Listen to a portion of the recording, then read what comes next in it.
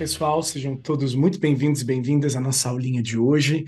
Hoje separei um termo super importante em todos os vestibulares que vocês prestam, principalmente no Enem, que é o assunto que mais cai nos últimos anos, que é o termo colonização. Então, se você não souber o que é colonização, os aspectos da colonização, o sentido da colonização, a sua prova fica extremamente dificultada. Então, é importante ter esse conhecimento, né? Eu vou fazer uma espécie de um aprofundamento aqui nessa análise desse termo, e é claro que isso entra, né, para um glossário de revisão para o seu vestibular, sempre lembrando, né, que a gente está destacando aqui justamente, então, né, a colonização como sendo um aspecto fundamental, básico para qualquer vestibular. E eu vou provar isso para vocês, né, no levantamento dos últimos 5 anos do Enem, o que a gente tem, né? Em primeiro lugar, em História do Brasil, né, que supera até a cobrança de História Geral, a gente tem principalmente o sistema colonial aparecendo com 13 questões, né? Então a gente está falando de 13 questões. O segundo lugar, que seria o segundo reinado, que também é importante,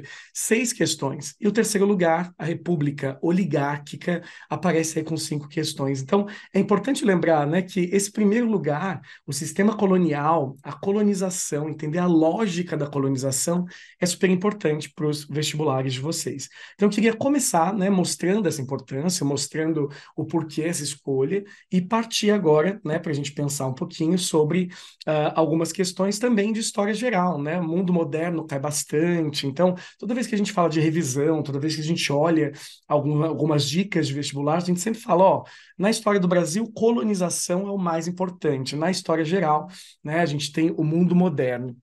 E agora a gente vai juntar as duas coisas, né? Porque a colonização do século XV e XVI, né, principalmente século XVI, ela já é o mundo moderno. Então, a modernidade, né, com o fim da Idade Média, ela surge. E aí é claro que muitos reinos europeus vão se expandir além mar, né? E essa fase, ela é muito importante, que é a fase das grandes navegações, da origem da modernidade, é a fase do renascimento cultural. Tem muita coisa acontecendo ao mesmo tempo. Eu queria mostrar para vocês, né, o sentido da colonização no começo do capitalismo, que a gente chama de mercantilismo, tá? Então, o mercantilismo, né, ele está ligado às grandes navegações, está ligado a algumas práticas econômicas capitalistas, bem na origem da modernidade e na origem do capitalismo. Então, para mim, não tem, né, um assunto que seja mais relevante, em primeiro lugar, para você, né, montar aí no seu glossário de estudo, do que o termo colonização, tá bom? Então, vamos lá. Vamos começar falando sobre o objetivo do mercantilismo. Ó, o objetivo do mercantilismo, que é o capitalismo inicial, é o metalismo, tá? Então, um país, um reino, ele é rico quando ele acumula metais preciosos, sobretudo ouro e prata. Então, o metalismo, ou seja, a acumulação de metais preciosos, ouro e prata, principalmente, é o objetivo do mercantilismo. Então, é por isso que os países, né, os reinos, se lançam aos mares, colonizam regiões. Então, o sentido é sempre exploratório, tá, gente? Eu sempre falo isso para os alunos, né? Toda colônia, nesse momento, é uma colônia de exploração mercantilista. Ah, mas o sul dos Estados Unidos, as 13 colônias, né? Tem amarras coloniais, mas o norte não tem. O norte é livre, o norte foi uma colônia de povoamento. Tem que tomar muito cuidado, né? Nenhuma colônia nessa época é de fato uma colônia de povoamento. É que Estados Unidos, né, quando foi colonizado, o norte produzia coisas muito parecidas com a Inglaterra, não era um lugar, né, muito rentável inicialmente, então eles se sentiram mais livres, mais abandonados, uma espécie de uma negligência salutar, um abandono saudável, né, que deu para eles mais liberdade. Só que tanto é que não é verdade isso de que foi uma colônia de povoamento, que mais tarde a Inglaterra ela luta contra a região na Guerra de Independência. A Inglaterra ela não quer a independência da região, porque aquela terra é dela, é da Inglaterra, né? É de lá que ela vai tirar dinheiro, impostos, né, para juntar metais preciosos. Então, lembre disso, tá? Lembra que na colonização, o objetivo do mercantilismo é acumular metais, e para acumular metais, você vai explorar essas colônias de alguma maneira. Então, principais práticas mercantilistas que geram metais preciosos, né? Exploração das regiões para gerar metais preciosos. Quais são as principais práticas mercantilistas? A primeira delas, a mais óbvia, né, a mais direta, é o bulionismo. Bulionismo, para quem não sabe, é uma prática muito utilizada na América Hispânica, que é a América Espanhola, a base, né, da maioria, da maior parte da América Latina, e é a extração de metais diretamente da terra. Então, quando a gente fala, né, sobre os povos mesoamericanos, os astecas, os maias, os incas, alguns deles já tinham um certo valor no ouro e na prata, que não era um valor capitalista, não era um valor comercial, mas eles tinham já a exploração do ouro e da prata para adornos corporais, né, para alguns rituais. E aí o europeu chega na América e descobre muito ouro e muita prata. Então, eles vão construir minas para extrair esses metais ou vão se aproveitar de algumas minas existentes já desses povos mesoamericanos, tá? Que a gente chama de povos pré-colombianos.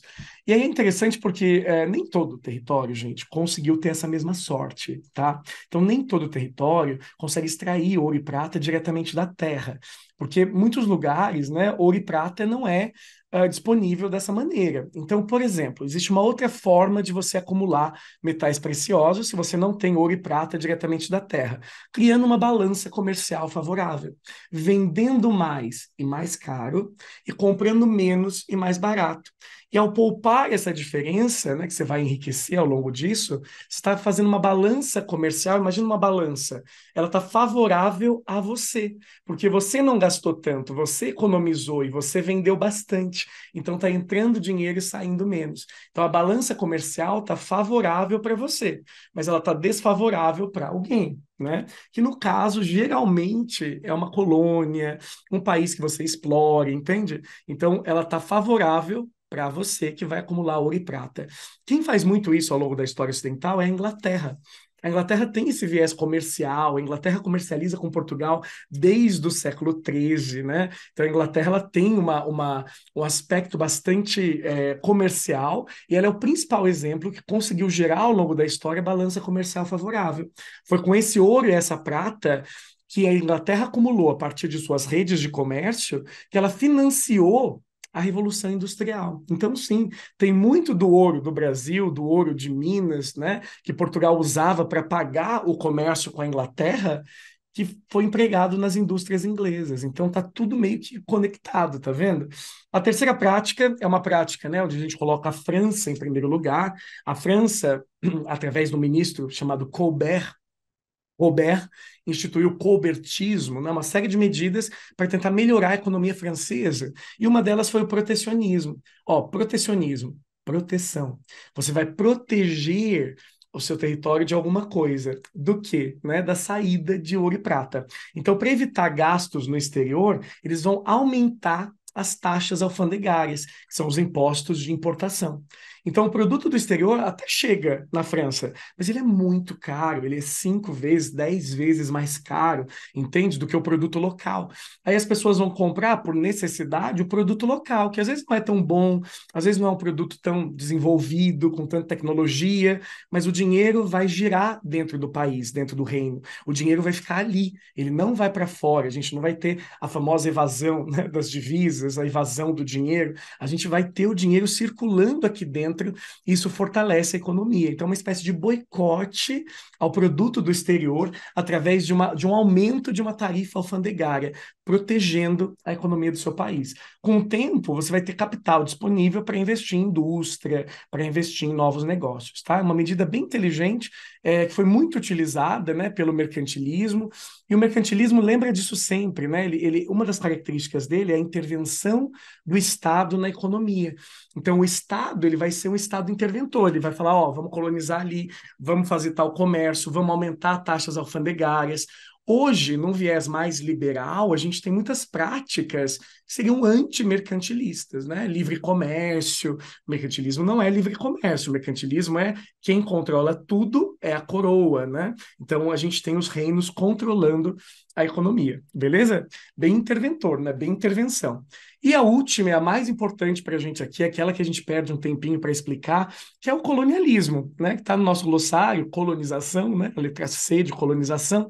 Então, colonialismo, ele é uma forma combinada de todas as outras. Olha que interessante. E o principal colonizador, né, que a gente fala realmente que extraiu do colonialismo, que não tinha ouro e prata disponível logo de cara, foi Portugal. Então, Portugal, a relação entre Portugal e Brasil é uma relação de exploração colonial. Então, Portugal seria a metrópole e o Brasil seria uma colônia. E para entender essa prática mercantilista, agora a gente vai aprofundar um pouquinho nela para falar sobre o tal pacto colonial. Então, uma metrópole e uma colônia, elas estão presas por um pacto colonial. A metrópole, imagina Portugal. Colônia, imagina Brasil. Ou, se quiser pegar outra região, metrópole, Inglaterra. Colônia, 13 colônias, Estados Unidos. Ou metrópole, Espanha. Colônia, qualquer país da América Espanhola, qualquer reino, qualquer vice-reino, né? A região lá da Argentina, o vice-reino do Prata. Então, a metrópole europeia, nesse momento da história, no século XVI, a metrópole europeia ela explora a colônia. E como isso acontece? Através de um pacto. Olha o nome, pacto, né? Esse pacto mostra que não é algo que pode ser rompido facilmente. É um pacto colonial. Só que esse pacto, ele é imposto à metrópole pela colônia. Tá? Perdão, a metrópole na colônia. Então, a metrópole impõe esse pacto e a colônia tem que aceitar. Então, existe uma característica impositiva, um pacto imposto sobre a colônia para explorar a colônia. Tudo bem? O que a colônia e a metrópole trocam? Né? Porque é uma troca muito injusta, muito desigual, que vai, ao longo do tempo, revoltar os habitantes da colônia e gerar as famosas guerras de independência. Tá? Então, a colônia, ela oferece, né, ela é obrigada a fornecer produtos primários e baratos. Então, cana-de-açúcar, né, transformado em melaço, que é a base do açúcar, café, vamos pegar aqui tabaco, qualquer tipo, qualquer exploração agrícola, né? A colônia ela exporta para a metrópole a um preço muito barato. Por que a colônia não pode negociar o preço? Porque só a metrópole pode comprar. Então, a colônia não pode falar, ó, Portugal, eu vou vender mais caro porque a Inglaterra quer também, a Holanda quer também e a França quer também. Não pode. O único parceiro comercial da colônia é a metrópole. Então, o Brasil só podia fornecer para Portugal, para a sua metrópole, que é Portugal. Tá? E em troca, né, olha que relação injusta. A metrópole fornece produtos manufaturados, né, industrializados, caros, superfaturados, e a colônia tem que comprar. A colônia não pode produzir esses produtos aqui. Mas eu não posso produzir sapato aqui? Não pode. Se alguém pegar, você morre. Mas eu não posso produzir tecido aqui de roupa? Não pode. Você tem que comprar de Portugal, que importa da Inglaterra para revender para você aqui no Brasil, a um preço às vezes 10 vezes, 20 vezes mais caro. Nossa, Gui, mas aí os colonos nunca vão enriquecer completamente. Os colonos eles vão ficar presos numa espécie de exploração eterna, porque a metrópole tem todas as vantagens, a colônia tem todas as desvantagens. É isso mesmo? É isso mesmo. Com o tempo, a metrópole enriquece, a balança comercial favorável da metrópole de Portugal fica elevada, né? Eles conseguem acumular ouro e prata e a colônia só perde. Ela só é expropriada, como o Enem gosta de falar, né? A expropriação colonial. Então, ao longo do tempo, essa relação, que é uma das relações mais injustas que existem, ela vai se desgastando. Aos poucos, os colonos eles vão criando revoltas coloniais, né? Revoltas coloniais emancipacionistas que pregam a independência das suas regiões, revoltas coloniais como Inconfidência Mineira, Conjuração Baiana, né? Mas isso só lá no século XVIII, né? Quer dizer, isso só lá no finalzinho do século XVIII, quase século XIX. Então, 2 séculos praticamente aí de grande exploração, né? 2 séculos e meio aí de grande expropriação das riquezas do Brasil. Isso é claro, né? Se a gente não tem manufatura, a gente não vai ter indústria aqui no Brasil durante muito tempo. Então, o atraso na industrialização brasileira é explicado também, não só, mas também pelo Pacto Colonial. É explicado porque durante muito tempo, 2 séculos e meio, mais ou menos 250 anos, o Brasil, antes das revoltas coloniais aparecerem, teve que aceitar isso, né? Teve que aceitar essa exploração. Nós somos moldados como um povo que foi explorado por uma metrópole.